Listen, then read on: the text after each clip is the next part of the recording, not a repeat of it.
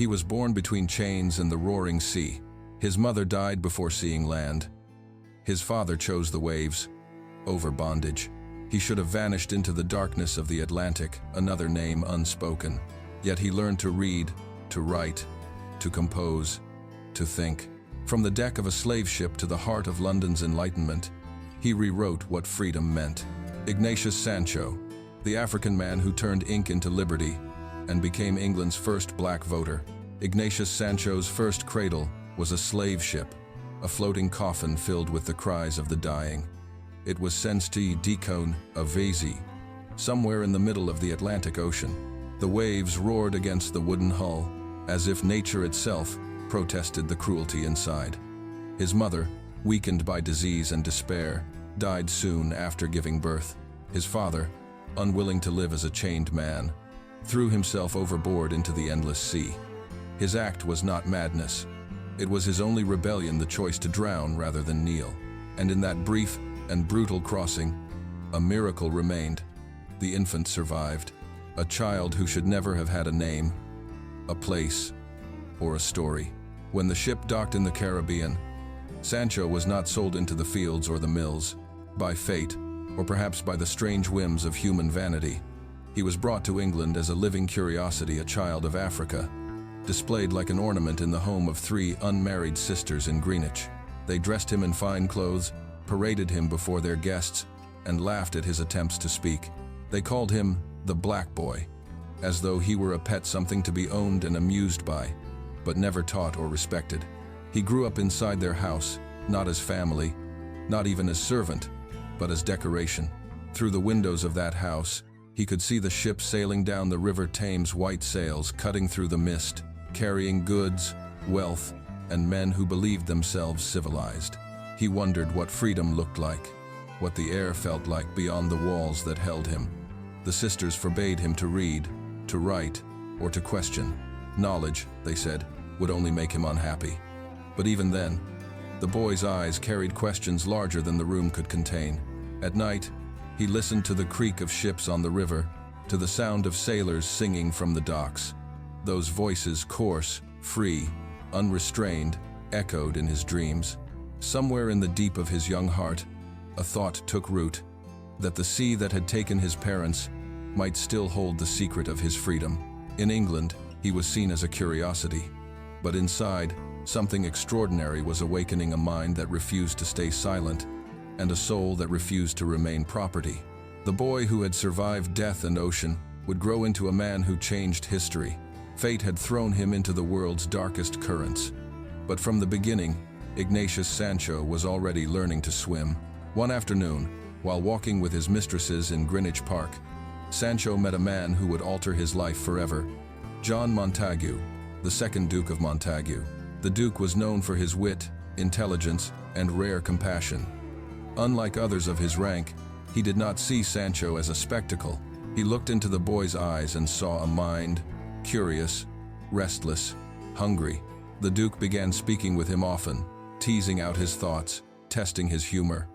Amused and impressed, he gave Sancho something far more powerful than gold or clothing. He gave him books. Milton, Shakespeare, the Bible. To the boy who had been forbidden to learn, those pages were a revelation. He read in secret, late at night, hiding under candlelight, tracing the letters with trembling fingers. Each word became an act of rebellion, each sentence a breath of freedom. When he read about kings and prophets, he saw not their power, but their humanity. When he read of sin and salvation, he questioned who truly needed saving, the enslaved or the enslavers. Through words, Sancho began to see the invisible structure of the world, a world built on hierarchy, on cruelty, disguised as civilization. Books did not only educate him, they armed him. They showed him that intelligence was not the property of any race or class. When the Duke died, Sancho mourned not only a benefactor but a guide, the first man to treat him as human. By then, Sancho could write with elegance and clarity that startled those who read his letters. The boy who had once been silenced had found his voice. Knowledge became his first act of freedom, his rebellion wrapped in ink. And though chains still bound others of his color, Sancho had discovered a weapon far sharper than iron, the written word. After the Duke's death, the world once again reminded Sancho of his place. Without protection, he was forced to return to the Greenwich household of the three sisters, the same women who had once treated him like a toy. They had grown older, but their cruelty remained young. Seeing his confidence, hearing his refined speech, they accused him of pride. When they discovered he could read, they called it impertinence. They took away his books, forbade him to write, and ordered him to remember what he was property. But it was too late. The chains they tried to tighten could no longer hold a man who had tasted thought. In secret, Sancho wrote small notes on scraps of paper, lines of poetry, bits of philosophy, reflections on the world that refused to see him as equal. He felt like a ghost walking through the corridors, visible but unseen, alive but unacknowledged. The house that once confined him had become his own haunted cell. One evening, unable to bear it any longer, Sancho fled. He sought refuge with the Duchess of Montague, the widow of his late benefactor. To his relief, she welcomed him back, not as property, but as a person of trust. She gave him work as her valet, a role that brought him back into the world of art, letters, and conversation. By day, he served tea, opened doors, and managed household matters.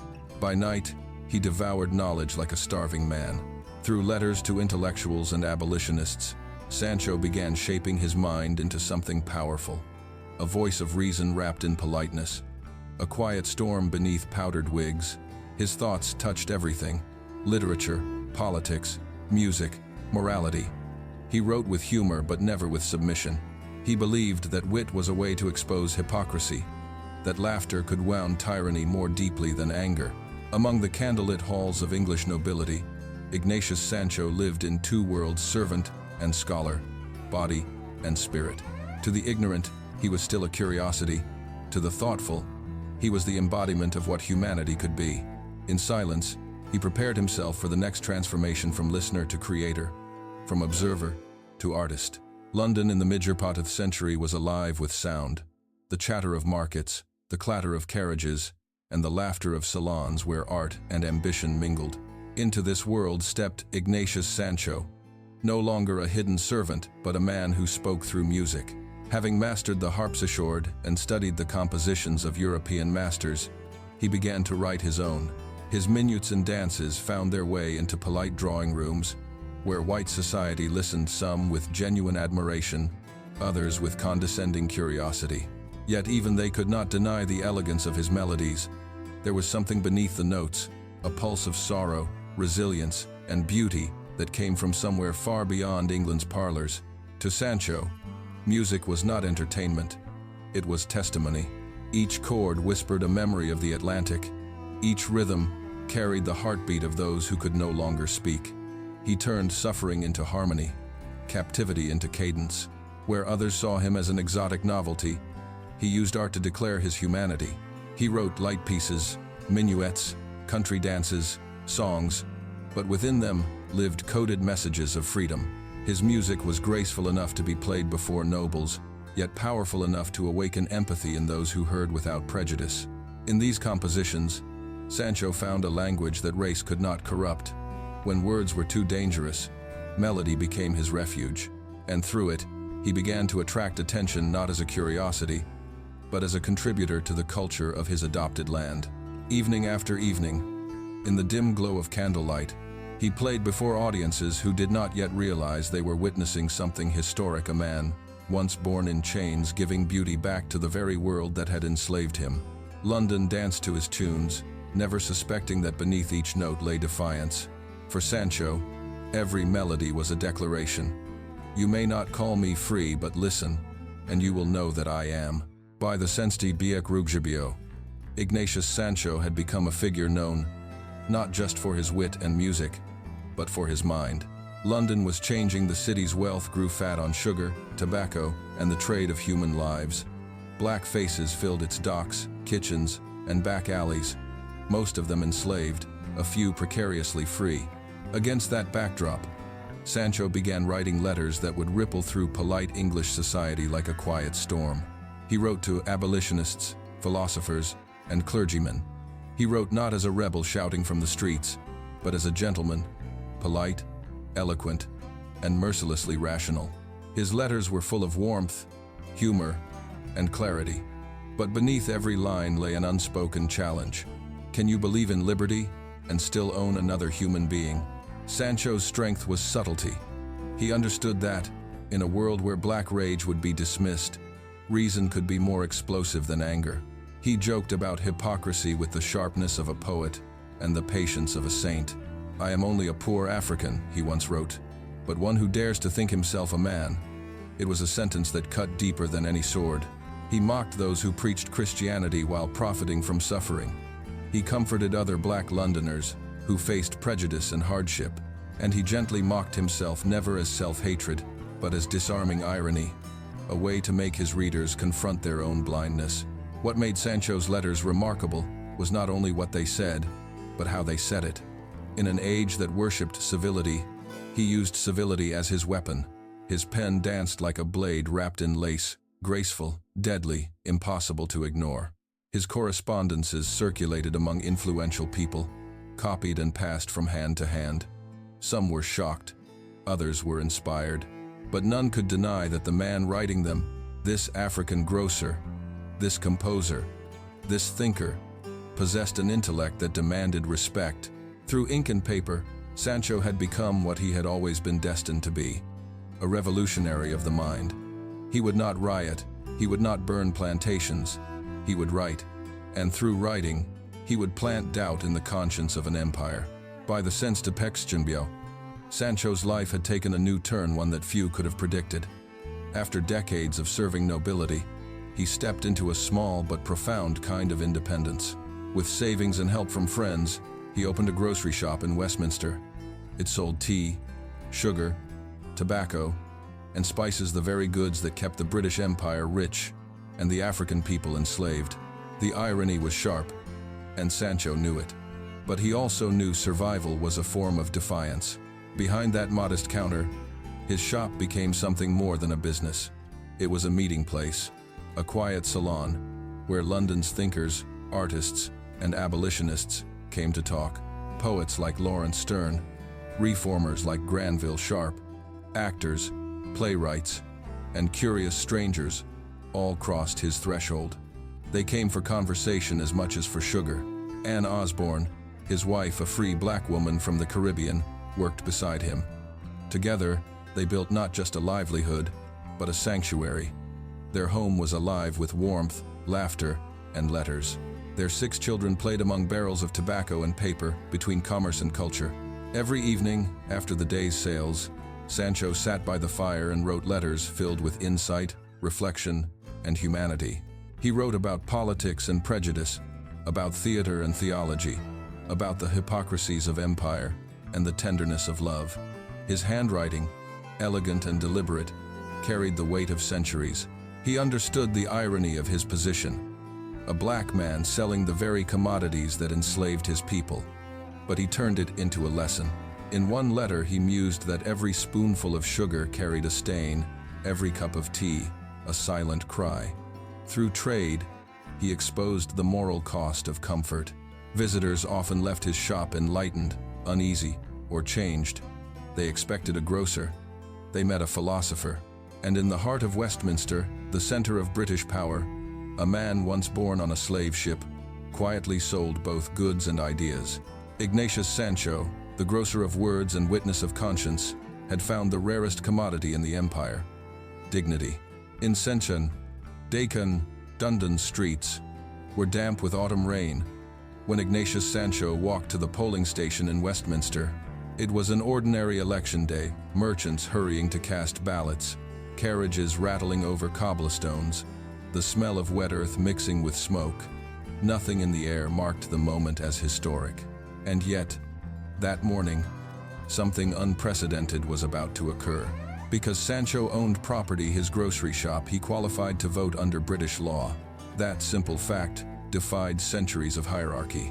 A man who had been born in chains, denied education, mocked for his color, now possessed the legal right to decide who would govern the very empire that once would have sold him. He stood among white men who barely noticed him. Some might have scoffed, Others pretended not to see. But Sancho did not come for spectacle. He came for principle. As he signed his name, the ink spread across the parchment like a wound, or perhaps a healing. He was not the first to dream of liberty, but he was the first known black man in Britain to practice it, to exercise, with quiet dignity, the right to choose. No trumpets sounded, no newspapers mentioned it, but in that silent moment, a world shifted. History often records revolutions with noise, the clashing of swords, the roar of crowds.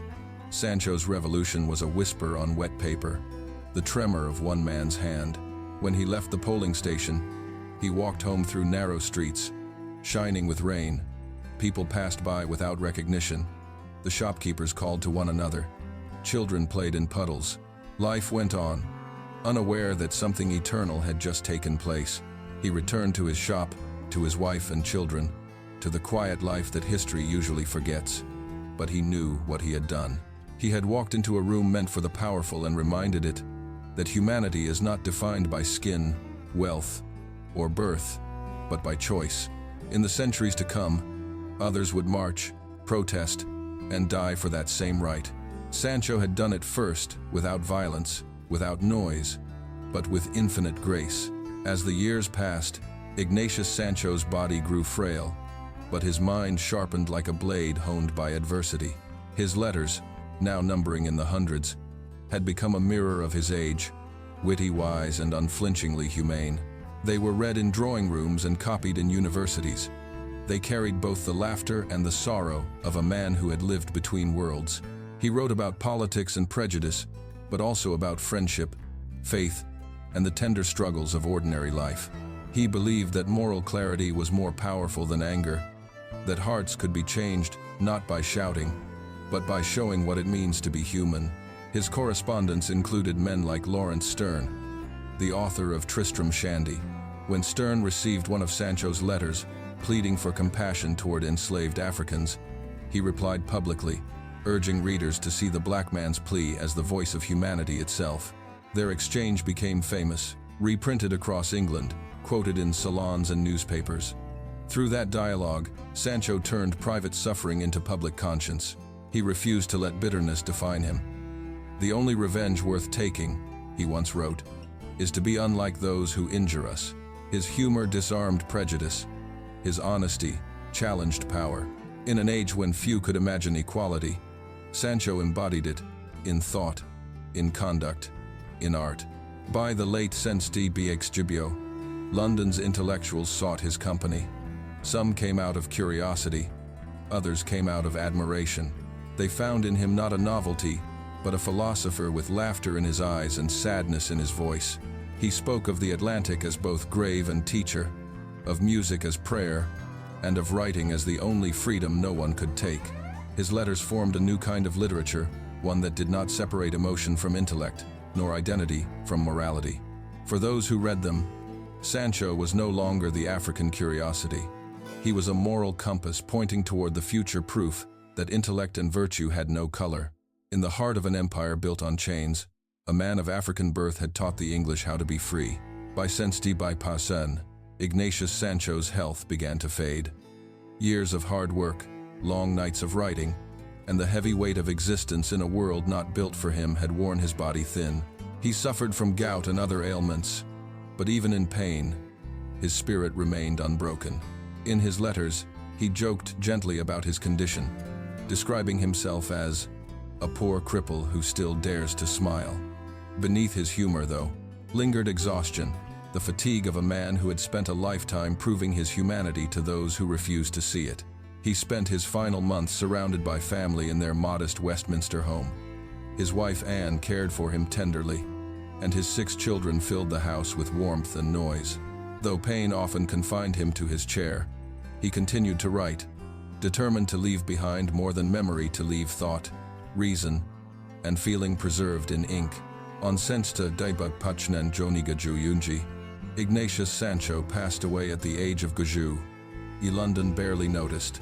There were no public mournings, no statues, no speeches. The newspapers mentioned his death in a few short lines, as if to record the passing of a curiosity. But among those who knew him, silence fell like reverence. They understood that a light had gone out, a quiet but extraordinary flame that had burned in defiance of centuries of darkness. A year later, incensed to Dekakbat, Sancho's friends and supporters published The Letters of the Late Ignatius Sancho, an African. The book became an instant success. Readers across Britain were captivated not by tragedy but by his voice. Gentle, witty, profound, unafraid. For the first time in British history, a prose work written by a black author reached the public eye. Through those letters, the dead man spoke again. He spoke of kindness and conscience, of the absurdity of racism, of the dignity found in humility.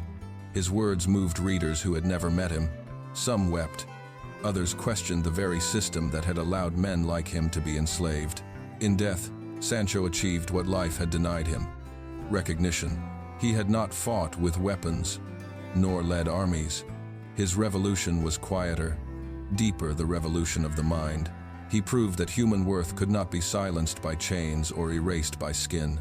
Though his body was gone, his words lived on, echoing across time like the faint, eternal sound of the sea that once carried him into suffering and now toward immortality. More than 2 centuries have passed since Ignatius Sancho walked the streets of London. The city has changed, its carriages replaced by buses, its cobblestones paved over, yet in its heart, his story still lingers. His portrait now hangs in the National Gallery, painted by Thomas Gainsborough, a dignified man in fine dress, his gaze calm, his lips almost smiling. Many visitors pass by without knowing that the man in the painting was born in chains. But those who pause see something more, not status, not wealth, but grace. Sancho's life stands as a rebuke to the cruelty of his age and a reminder to ours. He was not a soldier or a saint, but something rarer, a man who fought ignorance with intellect and prejudice with kindness. He taught that equality is not granted by law or power. It begins when one human being looks at another and refuses to see property. He wrote during a time when few dared to imagine a world without slavery. Yet his words anticipated the moral revolutions to come. Abolitionists like Granville Sharp and Thomas Clarkson would later cite his writings as proof of black intelligence and virtue. His letters became moral ammunition for a movement that would eventually shake the empire he once served to. But beyond politics, his true legacy lies in tone, in the gentleness with which he condemned evil, in the humor that made pain bearable, in the dignity that made freedom inevitable. His life taught that defiance need not be loud to be powerful. Sometimes, the strongest rebellion is to remain human in an inhuman world. In every classroom that teaches equality, in every voter who marks a ballot, in every writer who believes words can heal, there is a piece of Ignatius Sancho. His pen turned suffering into wisdom, his silence into song, and his chains into the grammar of freedom. When history remembers him, it does not do so as a victim, but as a voice. A man born between death and the sea, who lived as proof that even in the darkest hold of the human story, dignity endures unbroken, unowned, eternal.